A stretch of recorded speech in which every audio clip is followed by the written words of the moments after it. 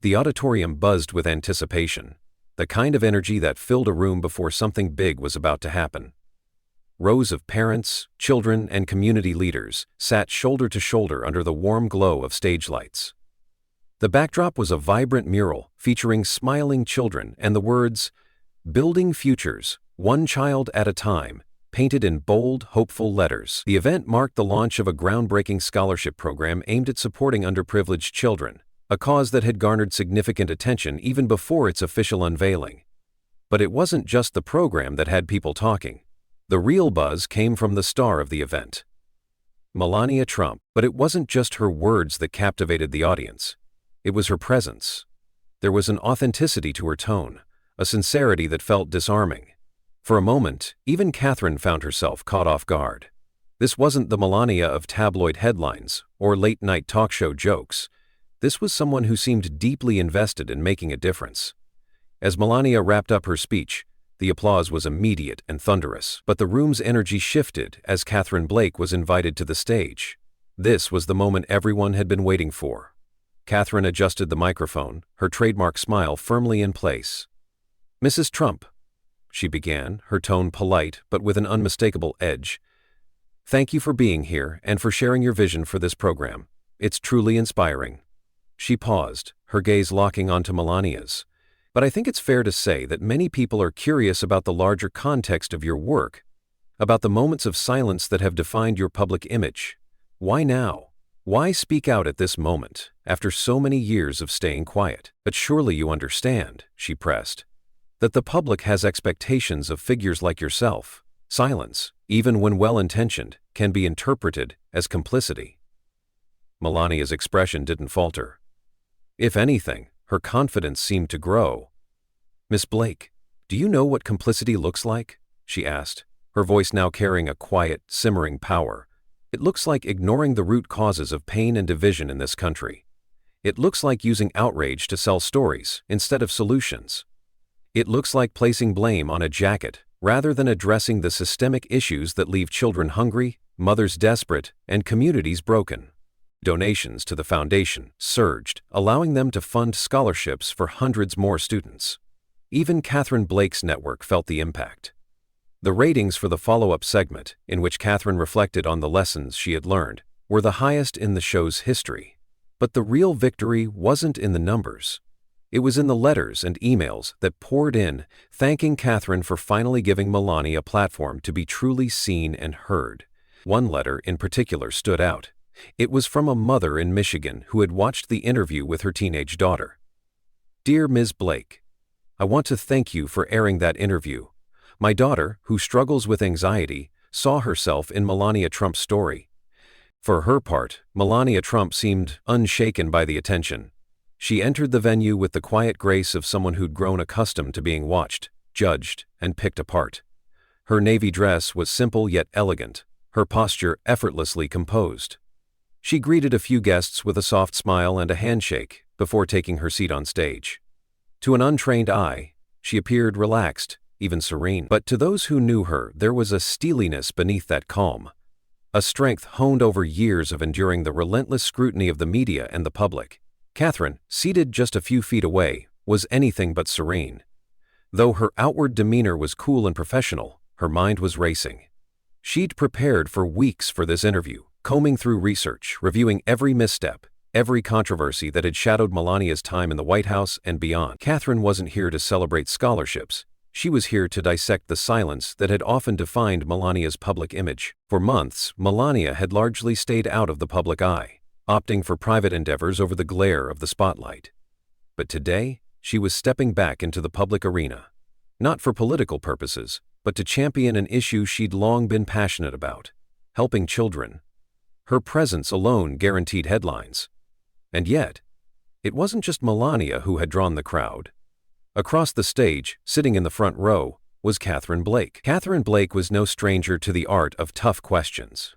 As one of the most respected and, some would say, feared journalists in the country, she had built her reputation on her ability to cut through polished public personas and reveal the raw, unvarnished truth.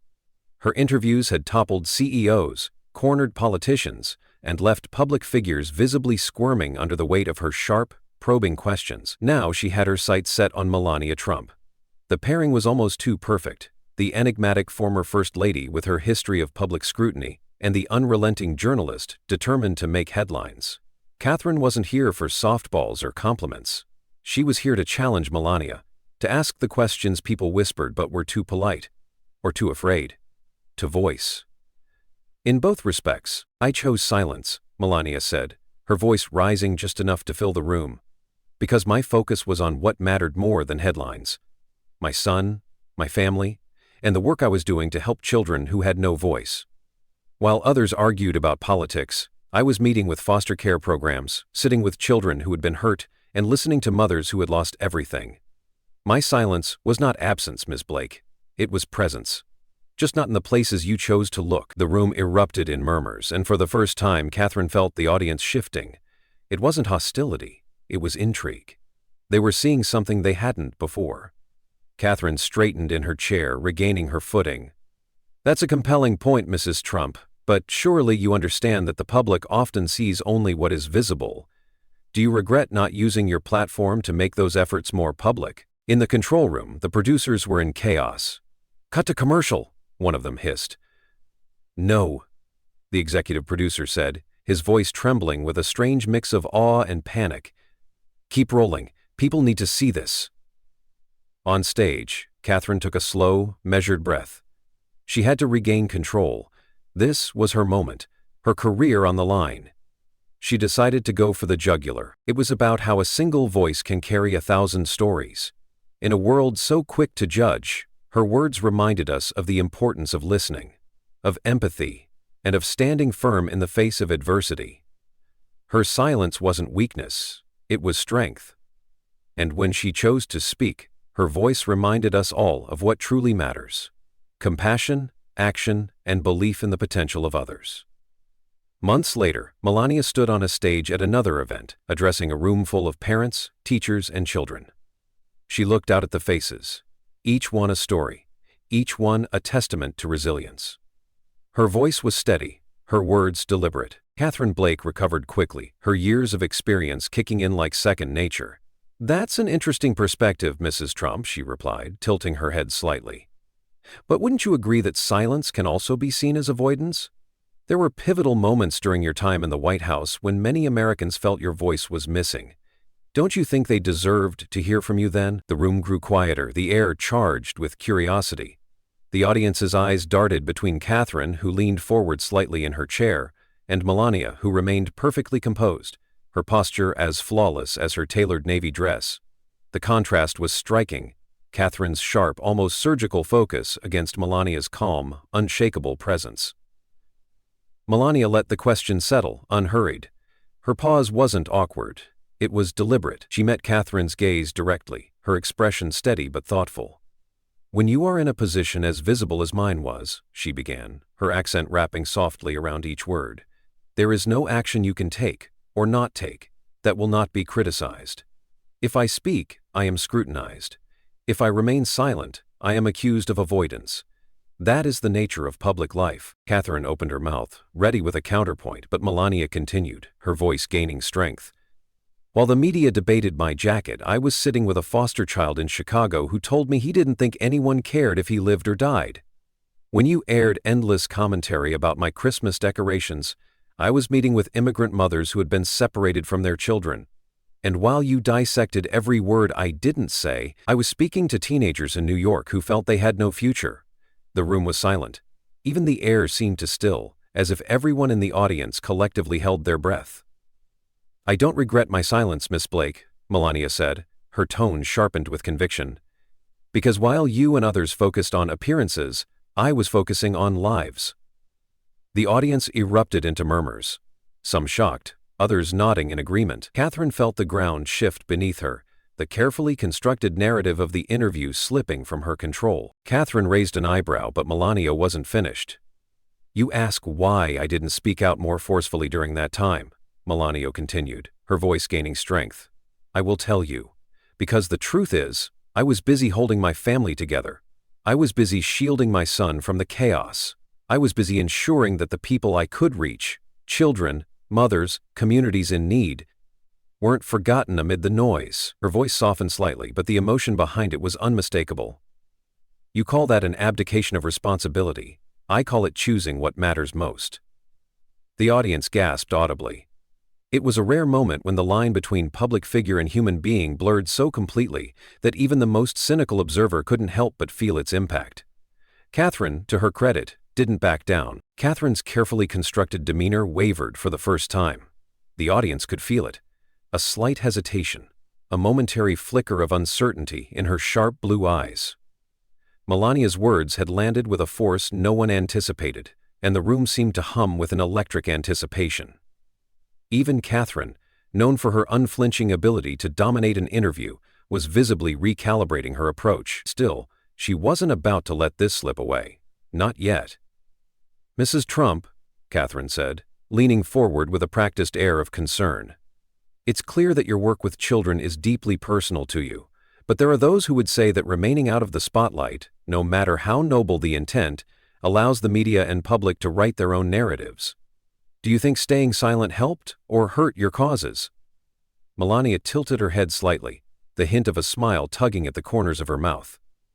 "Ms. Blake," she began, her voice steady and calm, "you assume that my causes are about being understood by the media." Catherine's lips tightened into a small, measured smile. "But public life also carries public responsibility, wouldn't you say? Your silence was interpreted by many as complicity in moments of national division. Surely you understand how people could see it that way?" A lesser person might have faltered under the subtle sting of Catherine's phrasing. But Melania didn't flinch. Instead, she leaned forward slightly, mirroring Catherine's intensity with an unshakable poise that seemed to draw the audience further into her orbit. "I understand," Melania said, her voice calm but layered with conviction, "how easy it is to create interpretations when there is no complete picture. That is what you do, Ms. Blake. You seek pieces of a puzzle and try to make them whole. But tell me, did you ever ask yourself why I remained silent during those times?" Catherine blinked. The question was unexpected. She opened her mouth to respond, but Melania continued before she could. Melania's lips curved into the faintest smile, a hint of warmth breaking through her composed demeanor. "I don't regret prioritizing the people who needed my attention most. If I had to choose between a camera and a child, I would make the same decision every time." In the control room, one of the producers exhaled audibly. "She's turning it around," he whispered. This isn't the Melania they expected. On stage, Catherine took a deep breath, her mind recalibrating. This wasn't an ordinary interview. The woman across from her wasn't flustered or defensive. She was intentional. Every word chosen like a chess move.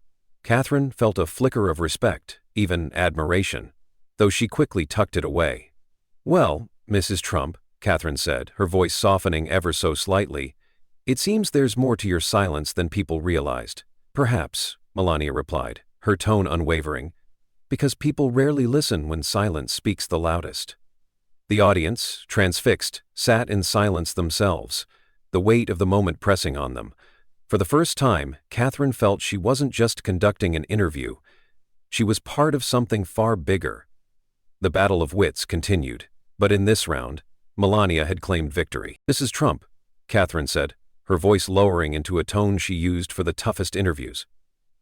"You talk about focusing on lives, but there's a perception that you avoided taking a stand during critical moments in this country's history. For example, during the Capitol riots, many wondered why you didn't speak out more forcefully.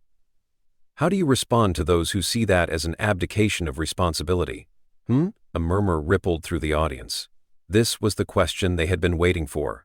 Catherine knew it. The producers knew it. Even Melania, her expression still composed, seemed to know it. For a moment, Melania didn't respond. She simply looked at Catherine, her gaze piercing, as if weighing her words carefully. Then, she leaned forward, her voice low but resolute. "My responsibility," she said, each word deliberate, "has always been to my family and my causes, not to perform for the cameras, not to feed the outrage machine, and certainly not to respond to every manufactured crisis." One of the directors, a former educator, spoke up. "You know, Mrs. Trump, I've seen a lot of initiatives come and go in this field, but what you're doing? It's different. You're not just giving these kids a chance, you're showing them they matter." Melania's expression softened. Every child matters. They just need someone to believe in them. In the weeks that followed, the ripple effect of the interview continued to grow. Schools began hosting discussions about empathy and choice. Parents shared their children's success stories on social media, using the hashtag #EveryChildMatters, which quickly went viral. The question hung in the air, heavy with implication. The audience leaned forward, sensing the tension. This was the opening salvo, the first move in what promised to be a verbal chess match. Melania met Catherine's gaze, her expression unreadable. For a moment, the room seemed to hold its breath. Then, she smiled. Not the polite smile she'd given the audience earlier, but something quieter, more knowing. She began, her voice calm but resolute. Silence is misunderstood. It's not always weakness. Sometimes, it's the strength to wait until the right moment to speak, and to speak about what truly matters. The simplicity of her response was startling. It wasn't defensive, nor was it combative. It was measured, deliberate, and it was enough to leave Catherine momentarily at a loss for words. The audience murmured, sensing the subtle shift in dynamic. Catherine regrouped quickly, readying her next question, but the tone had been set. This wasn't going to be the easy takedown she'd envisioned. In the control room, a producer whispered to her colleague, "Did you see that? She's not playing their game." And she wasn't. Melania Trump had just flipped the script. The teacher smiled. That's a good place to start. Meanwhile, Catherine Blake was grappling with her own choices. Sitting in her office, she stared at her laptop, the blinking cursor on a blank document taunting her. She had been asked to write a follow-up piece on the interview, but the words weren't coming. How could she write about a moment that had unraveled her carefully crafted narrative? She picked up her phone and scrolled through the messages she had received after the broadcast. Some were supportive, praising her courage for allowing Melania to take control of the narrative. Others were critical, accusing her of failing to challenge her guest. But one message stood out, a brief note from a colleague. What would Melania say when asked about her absence during pivotal political moments? Would she finally address the criticisms about her Be Best initiative? Would she falter when pressed about her role, or lack thereof, in the most polarizing moments of her husband's presidency? Catherine had crafted each question with precision, knowing the answers, or lack of them, could become tomorrow's headlines. As the audience settled into their seats, the lights dimmed slightly and a hush fell over the room.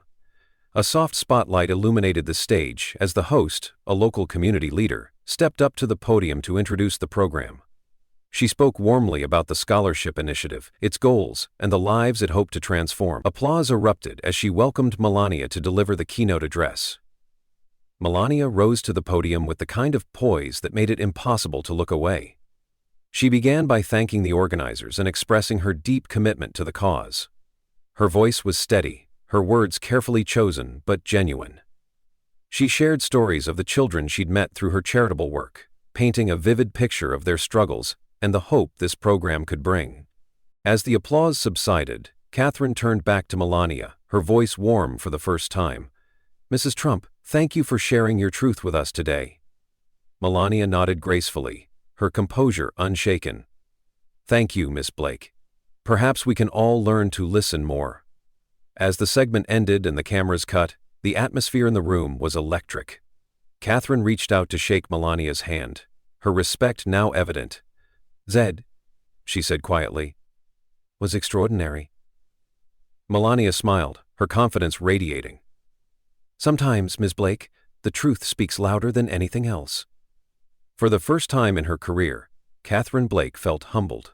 She had come prepared to dismantle a narrative, but instead, she had witnessed the power of quiet strength and unshakable conviction. It was a moment she, and the world, would never forget. It is easy to listen to noise and think it is truth, but I ask you, look beyond the headlines, look beyond the sound bites. See the work, not the words. See the humanity, not the image. And most importantly, remember this. We are all more than what others choose to say about us. The room erupted into a standing ovation. Even Catherine, after a moment of hesitation, rose to her feet. The producers in the control room looked at one another, stunned. This wasn't just an interview. It was a moment, the kind that would be replayed, analyzed, and remembered for years. The audience erupted into applause, breaking the tension in the room. Even Catherine looked momentarily taken aback. She glanced at the audience, then back at Melania, and for the first time, there was no sign of her usual confidence. Instead, there was something else. Respect. "Mrs. Trump," Catherine said, her voice softer now, "you've given us a lot to think about. But if you could say one thing to the people watching at home, those who may have judged you, misunderstood you, what would it be?"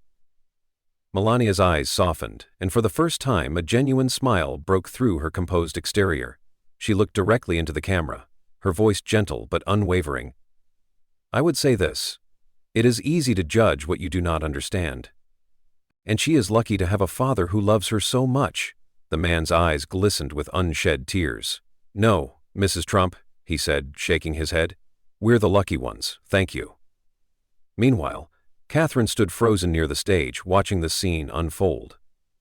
She had intended to expose Melania, to paint her as distant and out of touch, but instead, she was witnessing something entirely different.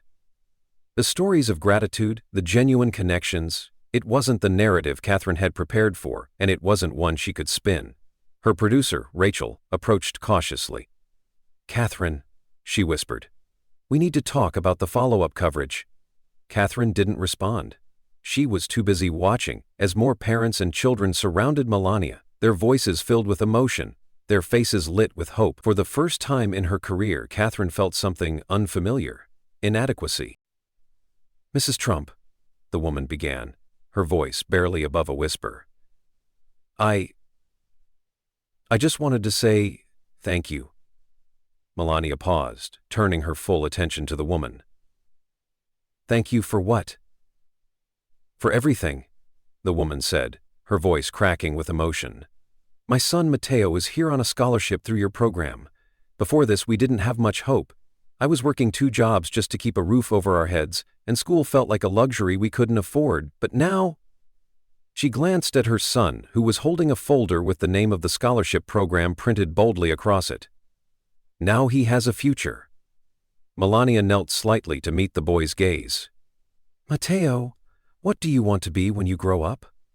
The boy hesitated, glancing at his mother for reassurance. The camera stopped rolling, but the atmosphere in the studio remained electric, as if no one wanted to break the spell that had just been cast.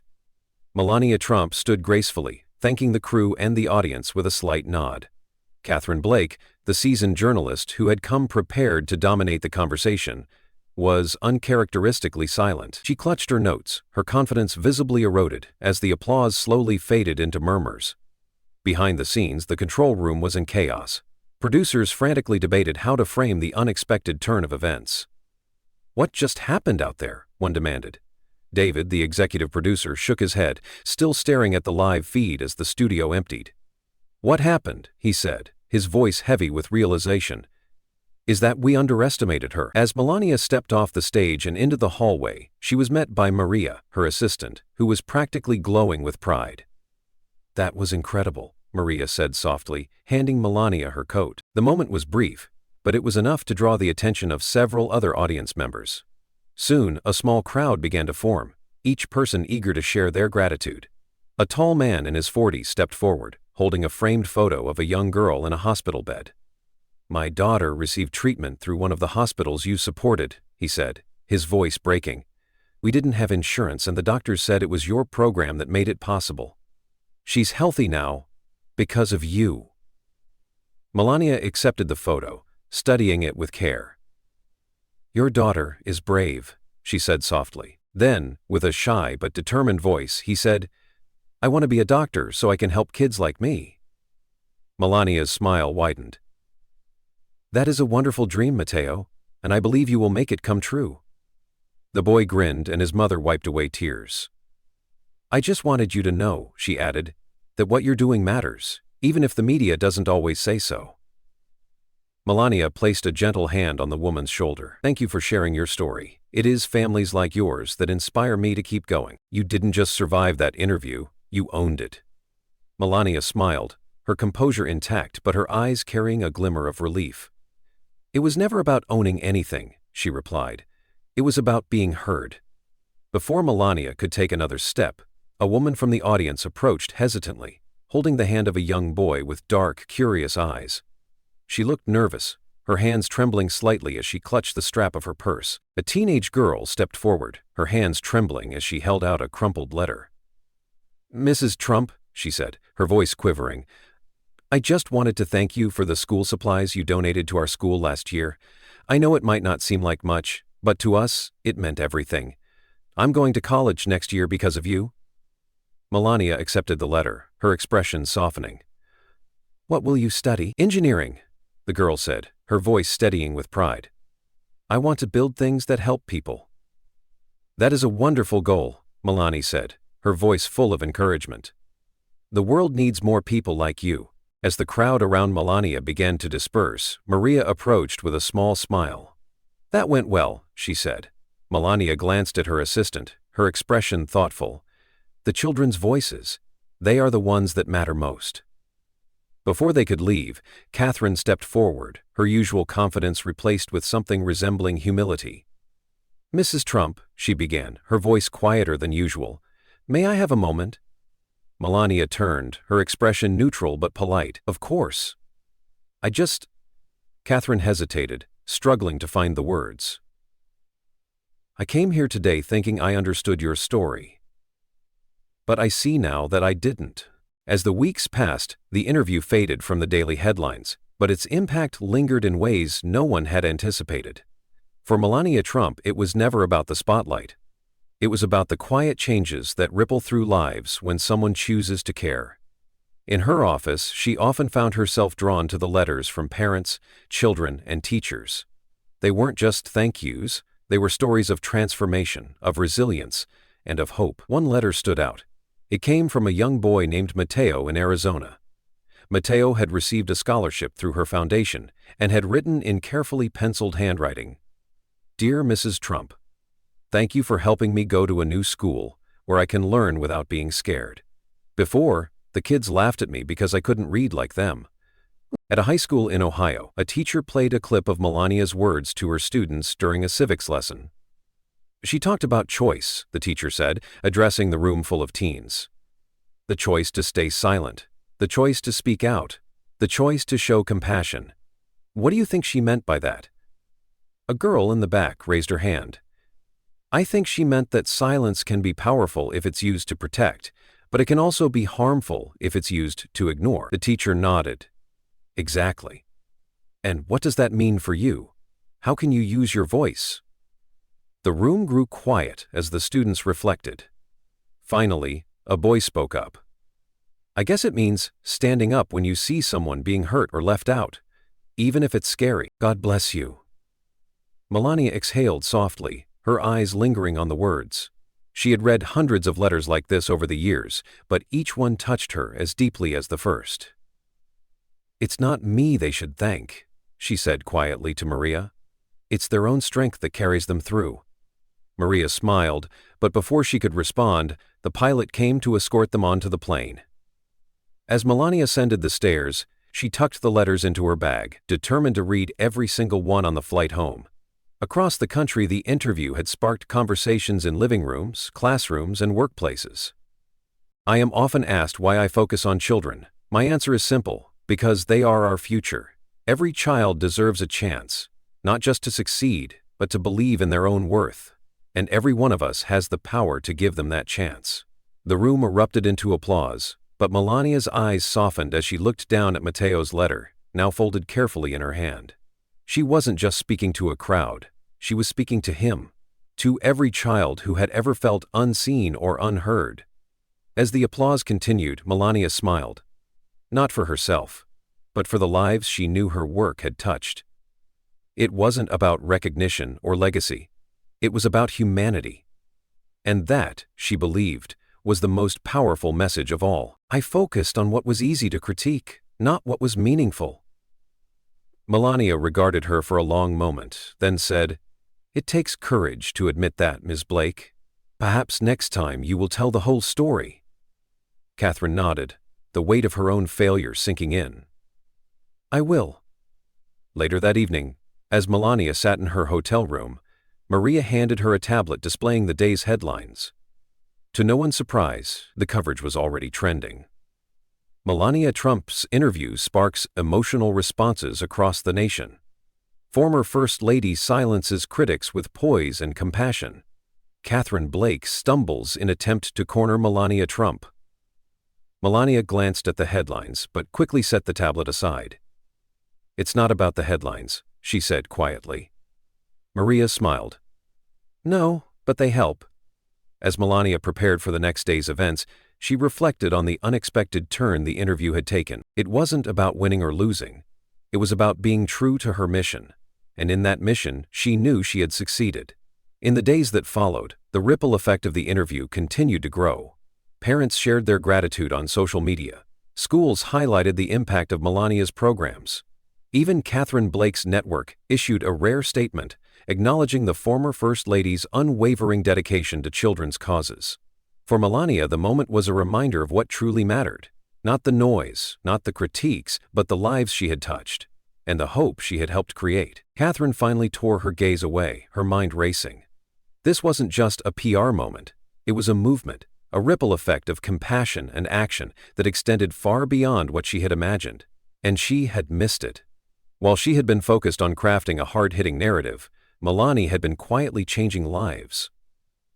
Back in the control room, the producers were scrambling to make sense of what had just transpired. One of them shook his head in disbelief. "This wasn't an interview," he muttered. "It was a masterclass in grace under fire." David, the executive producer, sighed heavily. "It's not the story we wanted," he admitted. "But it's the story we got, and it's going to resonate. Now, my teacher says I am smart, and that I just learn in a special way. I want to be a teacher someday so I can help kids like me. You made me believe that is possible. Thank you." Melania read the letter twice, her fingers tracing the lines of the paper. The boy's simple words carried a profound weight, a reminder of how far a single act of kindness could reach. She placed the letter in a frame on her desk, a daily reminder of why she did what she did. Away in a modest home in Michigan, a mother sat with her teenage daughter, watching a replay of the interview. The days following the event became a whirlwind of reactions, but for Melania Trump, it wasn't about the applause or the headlines. As she prepared to leave the city and continue her work, the stories she had heard from parents and children replayed in her mind like a quiet, steady drumbeat. They weren't just anecdotes.